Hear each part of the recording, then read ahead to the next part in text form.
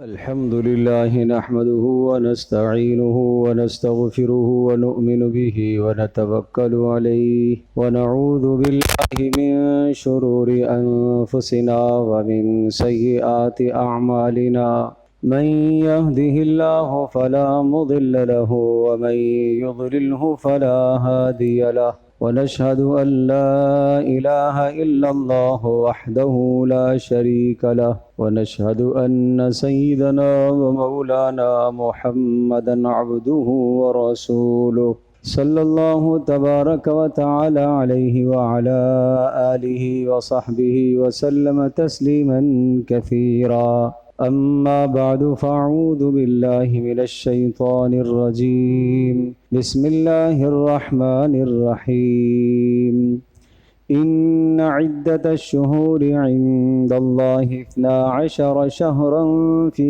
كتاب الله يوم خلق السماوات والأرض منها 4 حرم ذلك الدين القيم فلا تظلموا فيهن أنفسكم صدق الله مولانا العظيم رب اشرح لي صدري ويسر لي أمري واحلل عقدة من لساني يفقه قولي اللهم صل على محمد وعلى آل محمد كما صليت على إبراهيم وعلى آل إبراهيم إنك حميد مجيد اللهم بارك على محمد وعلى آل محمد كما باركت على إبراهيم وعلى آل إبراهيم إنك حميد مجيد.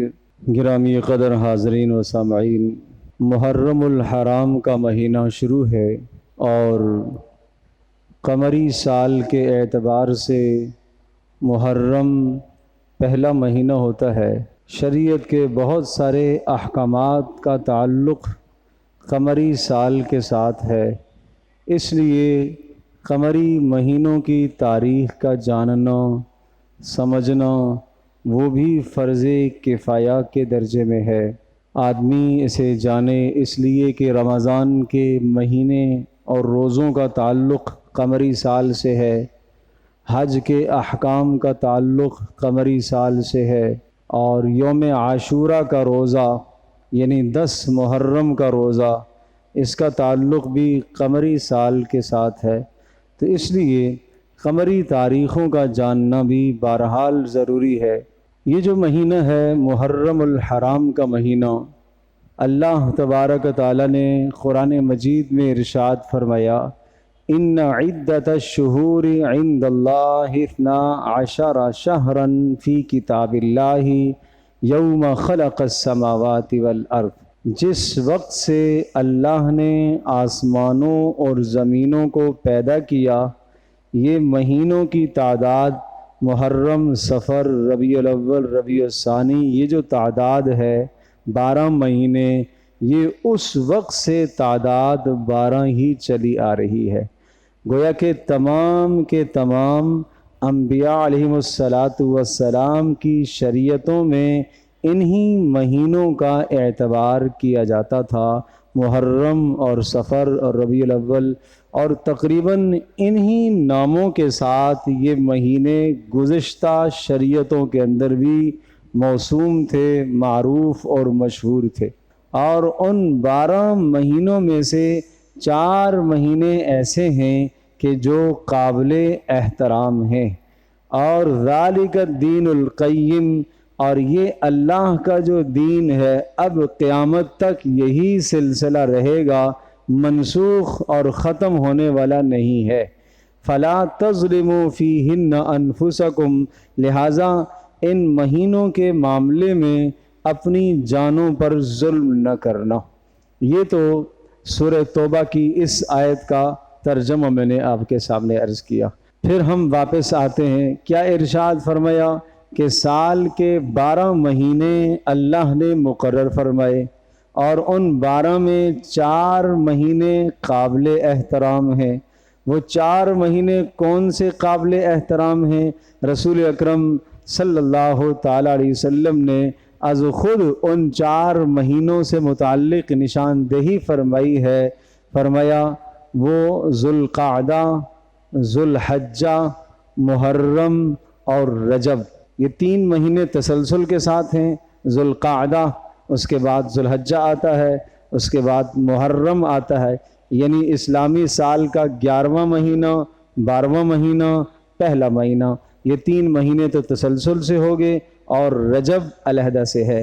یہ جو فرمایا کہ ان سال کے 12 مہینوں میں سے 4 مہینے قابل احترام ہیں، تو یہ 4 مہینے قابل احترام کون سے ہو گئے؟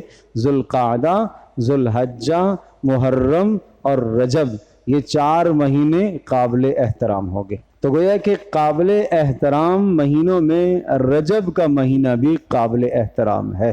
تو جب رجب کا مہینہ قابل احترام ہوا، اس ایک عقیدہ اور نظریہ ہمیں یہ سمجھنا چاہیے کہ محرم کا مہینہ جو قابل احترام ہے اس لیے نہیں ہے کہ محرم میں حضرت حسین رضی اللہ تعالی عنہ کی شہادت کا واقعہ پیش آیا، بلکہ محرم کا مہینہ پہلے سے قابل احترام چلا آ رہا ہے. جو آیت بتا رہی ہے کہ اللہ نے مہینے 12 بنائے اور ان 12 میں 4 مہینے قابل احترام رکھے، اور ان 4 مہینوں میں رسول اللہ صلی اللہ علیہ وسلم نے تصریح فرمائی کہ کون سے 4 مہینے ہیں؟ ذوالقعدہ، ذوالحجہ، محرم اور رجب، یہ 4 مہینے قابل احترام ہیں.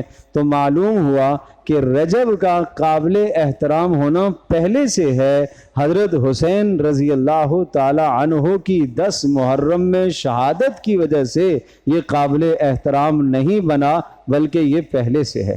چنانچہ پہلے سے ہے تو حدیث میں یہ بھی ارشاد فرمایا کہ اللہ پاک نے آدم علیہ السلام کو پیدا فرمایا، اور اسی مہینے میں قیامت واقع ہوگی. اور ایک اور قابل احترام ہونا اس کا اس طرح سے بھی سمجھایا کہ حضرت موسیٰ علیہ السلام اور ان کے ماننے والوں کو اللہ تبارک تعالیٰ نے فرعون اور اس کے لشکر سے جو نجات دی وہ یوم عاشورہ یعنی 10 محرم کا دن تھا. تو پتہ یہ چلا کہ 10 محرم کی فضیلت پہلے سے ہے. 10 محرم کی فضیلت اس لیے نہیں ہے کہ 10 محرم میں حضرت حسین رضی اللہ تعالی عنہ کی شہادت واقع ہوئی ہے. ہاں، حضرت حسین رضی اللہ تعالی عنہ کی جہاں اور بہت فضائل ہیں، ان فضائل میں سے ایک فضیلت حضرت حسین رضی اللہ تعالی عنہ کو یہ بھی مل گئی کہ 10 محرم جو قابل احترام مہینہ اور اس کا قابل احترام دن ہے، اس دن میں حضرت حسین رضی اللہ تعالیٰ عنہ کی شہادت کا واقعہ پیش آیا. تو ایک بات تو یہ ہو گئی کہ ہمیں عقیدہ اور نظریہ سمجھنا چاہیے کہ 10 محرم کی فضیلت پہلے سے ہے، اس کی فضیلت کا تعلق حضرت حسین کی شہادت سے نہیں ہے. دوسری بات، یہ جو 4 مہینے ہیں ذوالقعدہ، ذوالحجہ، محرم اور رجب، ان 4 مہینوں میں کہا قابل احترام ہیں. تو قرآن کیا کہتا ہے؟ قابل احترام ہیں. تو پھر آپ کیا کرو؟ فَلَا تَظْلِمُوا فِيهِنَّ أَنفُسَكُمْ، ان 4 مہینوں میں گناہ کر کے اپنی جانوں پر ظلم نہ کرنا. علامہ جساس رحمۃ اللہ علیہ نے اپنی کتاب احکام القرآن میں یہ بات لکھی ہے کہ اس سے یہ معلوم ہوا کہ یہ 4 مہینے قابل احترام ہیں اور محرم کا مہینہ بھی قابل احترام ہے. لہٰذا ان 4 مہینوں میں جو بندہ عبادت کی کثرت کرے گا، ان 4 مہینوں میں عبادت کا ثواب دیگر مہینوں کی عبادت سے زیادہ ثواب ملے گا، اس لیے کہ یہ احترام والے مہینے ہیں. اور ان 4 مہینوں میں جو گناہ کرے گا تو یقیناً اس کو گناہ کی سزا بھی زیادہ ملے گی، اس لیے کہ اس نے قابل احترام مہینوں کے احترام کا لحاظ نہیں کیا، ان مہینوں کی حرمت کو اس نے پامال کیا. لہٰذا پتہ یہ چلا کہ محرم کے مہینے میں عبادت کی کثرت کرنی چاہیے۔ اس سے پہلے ذی الحجہ کے مہینے میں بھی ہم بتا چکے ہیں عبادت کی کثرت ہونی چاہیے، ذو القعدہ میں عبادت کی کثرت ہونی چاہیے، رجب کے مہینے میں عبادت کی کثرت ہونی چاہیے، اور گناہوں سے اپنے آپ کو بچایا جائے۔ ان احترام والے مہینوں میں گناہ کر کے اپنی جانوں پر ظلم مت کرو۔ تو کیا حکم آ گیا قرآن سے؟ کیا بات سمجھ میں آ گئی کہ یہ جو قابل احترام مہینے ہیں، اور ان مہینوں میں رجب کا مہینہ بھی ہے، ان مہینوں میں محرم کا بھی ہے، ذو القعدہ کا بھی ہے، ذو الحجہ کا بھی ہے، لہٰذا محرم کے مہینے میں گناہ کر کے، خرافات کر کے، بدعات کر کے، رسومات انجام دے کر اپنے آپ کو ظلم میں مبتلا مت کرو، بلکہ اس مہینے کا جو تقاضا ہے اس تقاضے کو پورا کرو۔ لہذا اس مہینے کا تقاضا کیا ہے؟ عبادت کی کثرت ہونی چاہیے اور گناہوں سے زیادہ بچا جائے۔ دو باتیں ہو گئیں کہ اس مبارک مہینے میں خاص چیز کیا بتائی کہ عبادت کی کثرت ہونی چاہیے، گناہوں سے زیادہ بچا جائے، گویا کہ یہ اس مہینے کا حکم ہے، اس کا تقاضا ہے۔ نمبر 3، اس مبارک مہینے میں محرم میں پیارے پیغمبر صلی اللہ تعالیٰ علیہ وسلم نے کوئی خاص عمل امت کو کیا دیا ہے، تو یہ بات ذہن نشین فرما لیجئے۔ تیسری بات، پیارے پیغمبر صلی اللہ تعالیٰ علیہ وسلم نے اپنی امت کو اس مبارک مہینے میں خاص عمل روزے کا عطا فرمایا۔ حضرت صلی اللہ تعالیٰ علیہ وسلم جب مکہ مکرمہ میں تھے، اور مکہ مکرمہ میں رسول اللہ صلی اللہ علیہ وسلم کی نبوت سے پہلے قریش مکہ 10 محرم یوم عاشورہ کا روزہ رکھا کرتے تھے۔ پتہ یہ چلا کہ ان کے نزدیک بھی یوم عاشورہ کی اہمیت پہلے سے تھی۔ رسول اکرم صلی اللہ تعالیٰ علیہ وسلم از خود بھی یوم عاشورہ یعنی 10 محرم کا روزہ پیارے پیغمبر صلی اللہ علیہ وسلم رکھا کرتے تھے۔ پھر حضرت صلی اللہ تعالیٰ علیہ وسلم مکہ مکرمہ سے ہجرت فرما کر مدینہ طیبہ آپ تشریف لے گئے۔ حضرت صلی اللہ علیہ وسلم نے اس روزے کو رکھا بھی اور رکھنے کا حکم بھی دیا، اور یوں سمجھیے کہ یہ روزہ یوم عاشورہ کا 10 محرم کا یہ فرضیت کا درجہ رکھتا تھا، گویا کہ فرض کے درجے میں اس مہینے کا روزہ رکھا جاتا تھا، یعنی 10 محرم کا روزہ فرض کے درجے پر رکھا جاتا تھا اور ہر شخص اس روزے کا اہتمام کرتا تھا۔ پھر جب رمضان المبارک کے روزے آگے تو رمضان کی فرضیت کے بعد یوم عاشورہ 10 محرم کے روزے کی فرضیت تو ختم ہو گئی، اس کا استحباب یعنی مستحب ہونا اور مسنون ہونا باقی رہ گیا۔ فرض تو نہیں رہا، البتہ مستحب اور مسنون قرار پایا۔ پیارے پیغمبر صلی اللہ تعالیٰ علیہ وسلم نے از خود اہتمام اور التزام فرمایا کہ آپ علیہ السلام یوم عاشورہ 10 محرم کا روزہ مدینہ منورہ کی زندگی میں بھی آپ رکھتے رہے، تسلسل کے ساتھ آپ رکھتے رہے۔ آپ علیہ السلام نے اس دن کے روزے کو نہیں چھوڑا، اہتمام کے ساتھ آپ نے یہ روزہ رکھا۔ پھر ایک دن ایسا بھی آیا، حضرت عبداللہ ابن عباس رضی اللہ تعالی عنہما ارشاد فرماتے ہیں کہ لوگوں نے آ کر یہ کہا، اے اللہ کے رسول، یوم عاشورہ کا 10 محرم کا آپ روزہ رکھتے ہیں، اور 10 محرم کو تو یہود بھی روزہ رکھتے ہیں، اور آپ کا مزاج مبارک یہ ہے کہ آپ اپنی عادات میں، آپ اپنے اعمال اور اطوار میں یہود کی مخالفت فرمایا کرتے تھے، اس لیے کہ اللہ نے مجھے ایک مستقل دین دیا ہے، لہٰذا ہمیں یہودیوں کے تابع ہونے کی ضرورت نہیں ہے۔ اس لیے اللہ کے رسول یوم عاشورہ کو تو یہود بھی روزہ رکھتے ہیں۔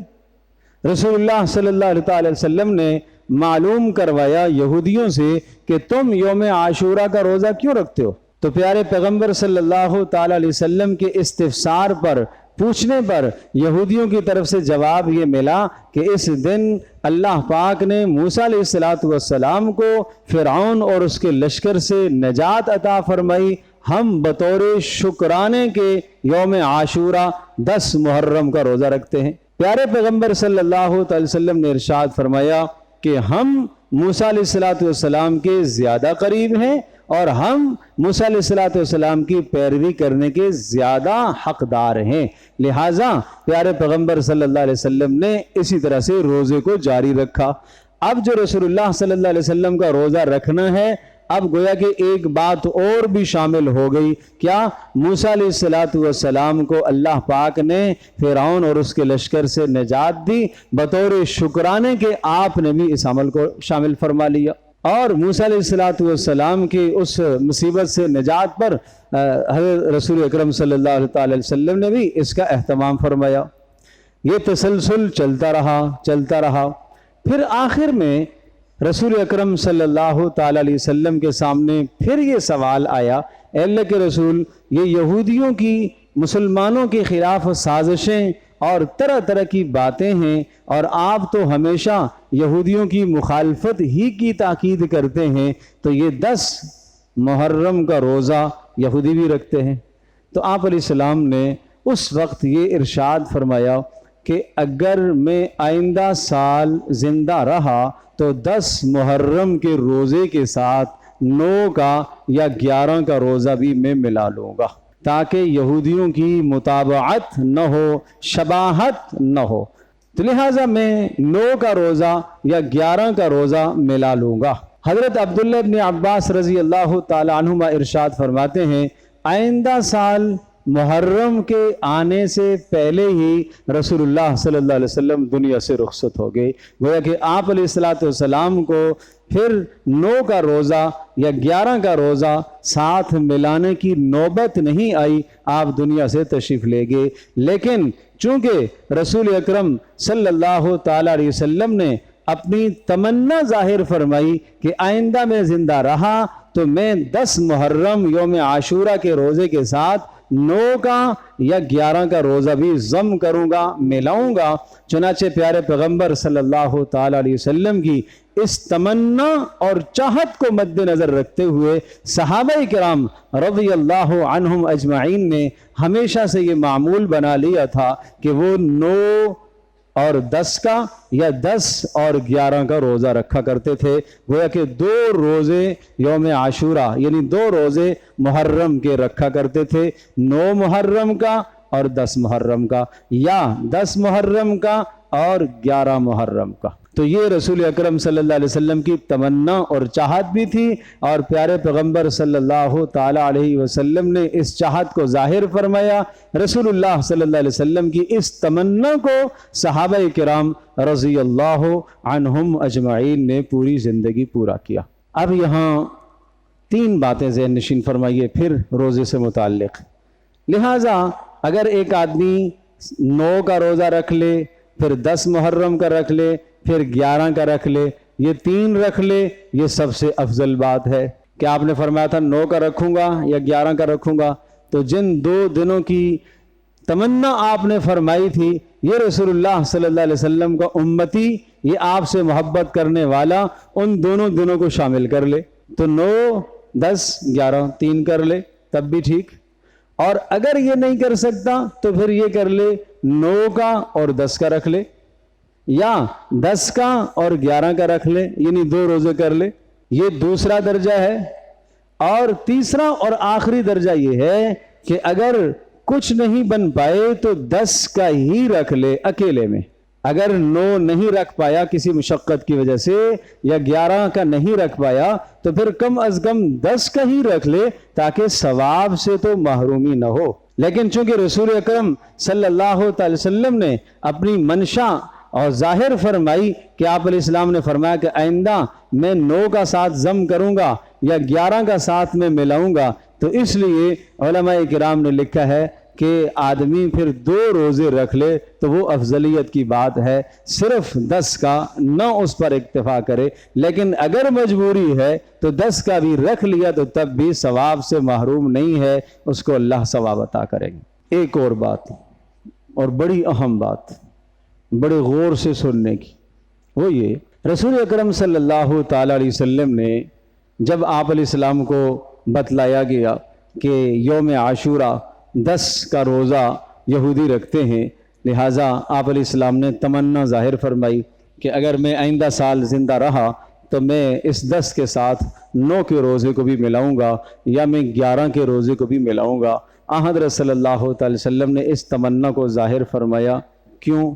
اس لیے تاکہ یہودیوں کے ساتھ شباہت نہ ہو، یہودیوں کے ساتھ شباہت نہ ہو، مشابہت نہ ہو۔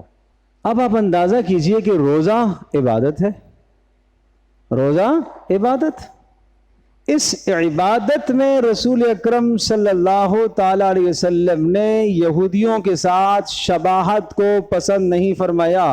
عبادت میں رسول اللہ صلی اللہ علیہ وسلم نے یہودیوں کے ساتھ شباہت کو پسند نہیں فرمایا، مشابہت کو پسند نہیں فرمایا، اور ہمیشہ رسول اللہ صلی اللہ علیہ وسلم ان کی مخالفت کیا کرتے تھے۔ کیوں جی؟ اس لیے کہ پیارے پیغمبر صلی اللہ تعالی علیہ وسلم کو اللہ نے ایک مستقل دین عطا فرمایا ہے، ایک مستقل شریعت عطا فرمائی ہے، اور دین اسلام عبادات میں، عقائد میں، معاملات میں، معاشرت میں، سیاسیات میں، اخلاقیات میں، زندگی کے کسی بھی شعبے میں یہ دین اسلام کسی دوسرے دین کا محتاج نہیں ہے، یہ مستقل دین ہے۔ کسی بھی جگہ پر آپ یہ نہیں کہہ سکتے کہ دین اسلام کے اس رکن میں، دین اسلام کے اس شعبے میں کمزوری ہے، لہذا ہمیں کسی دوسرے سے یہاں ہدایت لینی چاہیے، ہمیں کسی دوسرے سے رہنمائی نہیں لینی چاہیے، ہمیں یہودیوں سے کوئی رہنمائی لینی چاہیے، ہمیں نصرانیوں سے کوئی رہنمائی لینی چاہیے، یا ہمیں دنیا کے کسی دوسرے مذہب سے یا تیسرے مذہب سے ہمیں رہنمائی لینی چاہیے۔ قطعاً ایسا نہیں ہے۔ کیوں؟ رسول اللہ صلی اللہ علیہ وسلم کامل، اکمل، مکمل ترین دین لے کر آئے ہیں، کوئی بھی شعبہ آپ نے اس میں نہیں چھوڑا۔ تو میرے عزیز دوستو اور بزرگو، جب عبادات میں رسول اللہ صلی اللہ علیہ وسلم نے یہودیوں کی شباہت کو پسند نہیں فرمایا، آج معاملات میں، آج رہن سہن میں، آج وضاقتہ میں، آج شکل و شباہت میں، آج لباس میں، آج شکل و صورت میں اگر کوئی آدمی یہودیوں کی شباہت اختیار کرے گا تو یہ امتی، پیارے پیغمبر صلی اللہ علیہ وسلم کا امتی، یہ قیامت کے دن کس طرح سے کہے گا رسول اکرم صلی اللہ علیہ وسلم کے دربار میں کہ مجھے بھی آپ کی سفارش چاہیے۔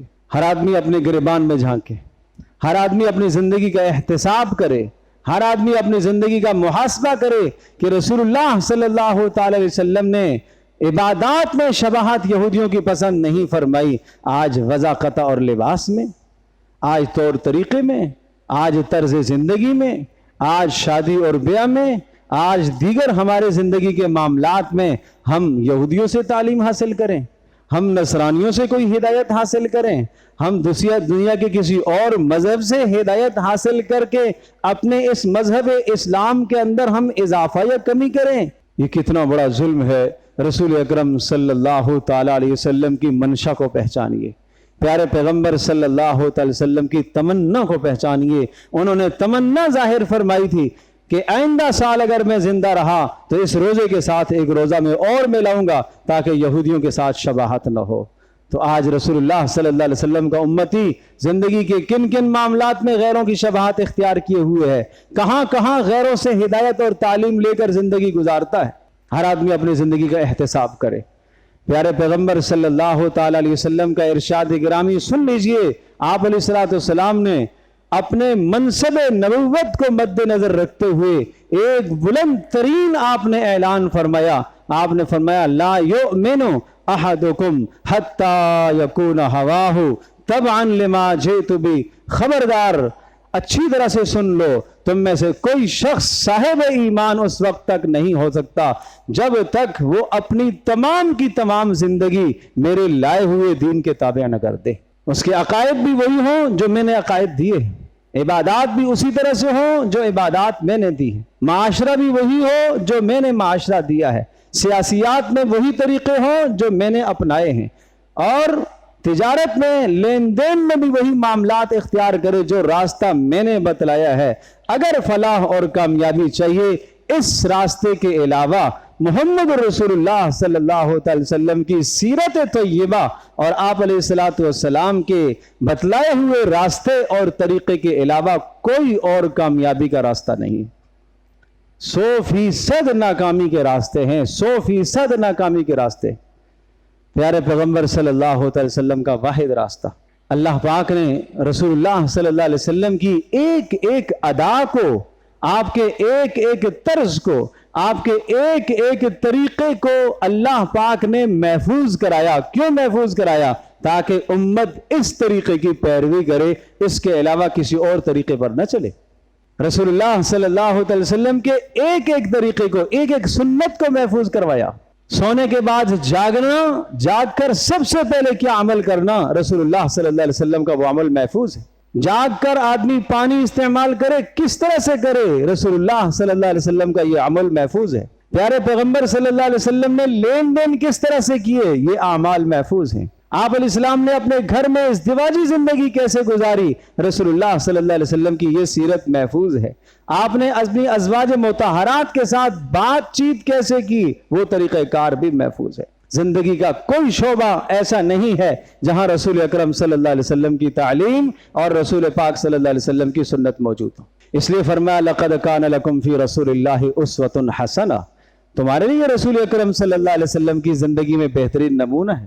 مالدار کے لیے بھی، غریب کے لیے بھی، امیر کے لیے بھی، شہری کے لیے بھی، دیہاتی کے لیے بھی، اور یوں کہہ لیجئے بادشاہ کے لیے بھی، فقیر کے لیے بھی، مرد کے لیے بھی، عورت کے لیے بھی، کوئی آدمی یہ نہیں کہہ سکتا کہ بھئی وہ تو اللہ کے رسول تھے، میں ان کے راستے پر نہیں چل سکتا، وہ تو بہت اللہ کے مقرب تھے۔ کوئی یہ نہیں کہہ سکتا انہوں نے فقر کی زندگی گزاری ہے، اختیاری فقر تھا، میں ایسی زندگی نہیں گزار سکتا۔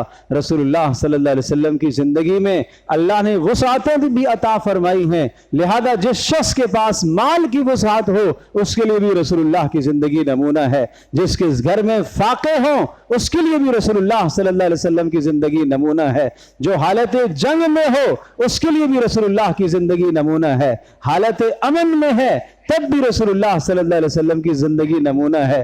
اپنوں کے ساتھ اختلاف ہو جائے کس طرح سے نباہ کرنا ہے، رسول اکرم صلی اللہ علیہ وسلم کی زندگی نمونہ ہے۔ زندگی کا ہر گوشہ پیارے پیغمبر صلی اللہ علیہ وسلم کا محفوظ ہے۔ تو اس لیے رسول اکرم صلی اللہ علیہ وسلم کی جو بتلائی ہوئی تعلیمات اس محرم کے مہینے کے حوالے سے تھی وہ میں نے عرض کر دی۔ آخری بات رسول اکرم صلی اللہ علیہ وسلم کی بتلائی ہوئی تعلیم یہ بھی ہے کہ جو آدمی اس مہینے میں خاص طور پر یوم عاشورہ کی بات ہے، یوم عاشورہ والے دن اپنے اہل خانہ پر وسعت کرے گا، اللہ تبارک و تعالی اس کے رزق میں فراوانی عطا فرمائے گا، اللہ اس کو رزق کی فراوانی دے گا۔ لیکن میرے عزیز دوستوں اور بزرگوں، اچھی طرح سے ذہن نشین فرمائیے، یوم عاشورہ میں وسعت کرنے کا مطلب یہ نہیں کہ آپ یوم عاشورہ کا روزہ چھوڑیں، یوم عاشورہ کا روزہ رکھیں۔ آپ شام میں وسعت کر لیجئے، آپ صبح میں وسعت کر لیجئے، آپ اگلے دن میں وسعت کر لیجئے، آپ رات میں وسعت کر لیجئے، افطار سحر میں وسعت کر لیجئے۔ اس کا یہ معنی نہیں ہے کہ آپ روزہ چھوڑیں گے، روزے کا التزام آپ نے فرمایا۔ اس لیے تمام بزرگوں سے درخواست ہے کہ 10 محرم کے روزے کا اہتمام فرمائیں، ایک دن پہلے کا یا ایک دن بعد کا۔ اور آپ نے فرمایا میں امید رکھتا ہوں کہ یہ گزشتہ 1 سال کے گناہوں کا کفارہ بنے گا۔ یہ روزہ یوم عاشورہ کا روزہ 1 سال کے گناہوں کا کفارہ بنے گا۔ لہٰذا اس وقت مذہب کے نام پر جو چیزیں خرافات ہمارے اندر داخل ہو گئی ہیں، یہ اچھی طرح سے ذہن نشین فرمائیے، رسول اکرم صلی اللہ تعالی علیہ وسلم کا ان تمام چیزوں سے کوئی تعلق نہیں۔ حضرت صلی اللہ تعالی وسلم نے ایسی کوئی تعلیم نہیں دی ہے کہ اس دن میں کوئی مخصوص شے پکائی جائے، کوئی مخصوص طریقے سے کوئی چیز پلائی جائے، کوئی شربت بنا کر تقسیم کیا جائے، اور حضرت حسین رضی اللہ تعالی عنہ وہاں پیاسے تھے لہذا ان کی یاد میں زیادہ سے زیادہ پلایا جائے۔ بھائی پیاسے کے ساتھ شباہت تو روزہ رکھ کر ہوگی، پی کر تو نہیں ہوگی۔ بھائی بھوکے کے ساتھ شباہت تو روزہ رکھ کر ہوتی ہے، کھا کر تو نہیں ہوتی۔ اگر حضرت حسین رضی اللہ تعالی عنہ کے ساتھ ہم عقیدت اور محبت اور شباہت رکھتے ہیں تو پھر روزے پر آئیے، پھر رسول اللہ صلی اللہ علیہ وسلم کا جو بتلایا ہوا عمل ہے اس عمل پر آئیے۔ کیوں ہم خرافات میں پڑ جاتے ہیں؟ جس چیز کا ہمارے دین سے اور ہمارے مذہب سے کوئی تعلق نہیں ہے ہم اس قسم کی خرافات میں ہرگز مبتلا نہ ہوں، نہ ایسی چیزوں کو ہم دیکھیں، نہ ایسی چیزوں کو ہم سنیں، نہ ایسے پروگرام اور ایسی تقریبات میں ہم شرکت اختیار کریں، قطعاً آپ کے لیے جائز اور درست نہیں ہے۔ اپنے آپ کو ان تمام چیزوں سے لا تعلق رکھیں، اپنے آپ کو ان تمام چیزوں سے الگ تھلگ رکھیں۔ رسول اکرم صلی اللہ علیہ وسلم کی جو تعلیمات ہیں وہ صاف اور واضح اور شفاف ہیں، ان تعلیمات میں کسی قسم کا کوئی ابہام، کوئی پیچیدگی، کوئی پوشیدگی نہیں ہے۔ صاف صاف آپ نے بتایا، من احدث فی امرنا ھذا، جس نے ہمارے دین میں کسی ایسی بات کو ایجاد کیا جو ہم نے نہ بتائی ہو اور نہ کہی ہو، فَهُوَ رَدٌّ، وہ رد کر دی جائے گی۔ اللہ کے ہاں وہ قبول نہیں ہے، وہ جتنی ہی خوبصورت کیوں نہ ہو، وہ جتنی ہی پیاری کیوں نہ ہو، وہ جتنی ہی دیکھنے میں یہ کہ اگر ایسا کر لیا تو کیا ہوگا، بھائی کر لیا تو کیا ہوگا، اللہ کے نبی نے نہیں کیا تو ہم کیوں کریں؟ اللہ کے نبی نے نہیں کیا تو ہم کیوں کریں؟ جمعے کی نماز ہم 2 رکعت نماز با جماعت ادا کرتے ہیں، روزانہ ظہر کے وقت 4 ادا کیے جاتے ہیں، آج بھی 4 ادا کر لیں تو کیا ہوگا؟ نہیں ہوگی۔ کیوں نہیں ہوگی؟ اللہ کے نبی نے ایسا نہیں بتایا۔ دین نام اتباع کا ہے، دین نام خواہشات کی پیروی کا نہیں ہے، دین نام رسم و رواج کی پیروی کا نہیں ہے، معاشرے سے متاثر ہو کر عمل کرنے کا نام نہیں ہے، دین نام رسول اکرم صلی اللہ علیہ وسلم کی شریعت کی اتباع کا ہے، پیروی کا نام دین ہے۔ جو پیارے پیغمبر صلی اللہ علیہ وسلم کی تعلیمات ہیں ان تعلیمات کو دل و جان سے قبول کرو۔ حضرت صلی اللہ علیہ وسلم نے تمنا فرمائی، میرا جی چاہتا ہے اگر آئندہ سال میں زندہ رہا تو میں 10 محرم کے ساتھ 9 کا یا 11 کا روزہ میں لاؤں گا۔ آپ کی تمنا صحابہ نے سنی، صحابہ نے اس تمنا پر التزام فرمایا۔ یہ تھے رسول اللہ صلی اللہ علیہ وسلم کے ساتھ محبت اور عشق کرنے والے لوگ۔ انہوں نے یہ نہیں دیکھا کہ حضرت صلی اللہ تعالی علیہ وسلم نے تو رکھا نہیں ہے، حضرت تو دنیا سے اللہ کے نبی کی تمنا اور چاہت تھی، اس تمنا پر اپنا سب کچھ نچھاور کرنے کے لیے تیار تھے۔ آج ایک امتی کا یہی جذبہ ہونا چاہیے، رسول اکرم صلی اللہ تعالی وسلم کی تمنا اور چاہت اور آپ کی سیرت اور آپ کی سنت پر اپنی جان نچھاور کرنی چاہیے۔ یہی کامیابی کا راستہ ہے۔ اس کے علاوہ اپنی خرافات اور گرد و نواح کی جو خرافات ہیں، رسومات ہیں، ان سے متاثر ہو کر کسی بدعت کا ارتکاب کرنا اور کسی خرافات میں اپنے آپ کو شامل کرنا اپنا دین، اپنی دنیا، اپنا مال سب کچھ تباہ کرنے کے مترادف ہے۔ اللہ پاک میری بھی آپ کی ہم سب کی حفاظت فرمائے۔ وآخر دعوانا الحمدللہ۔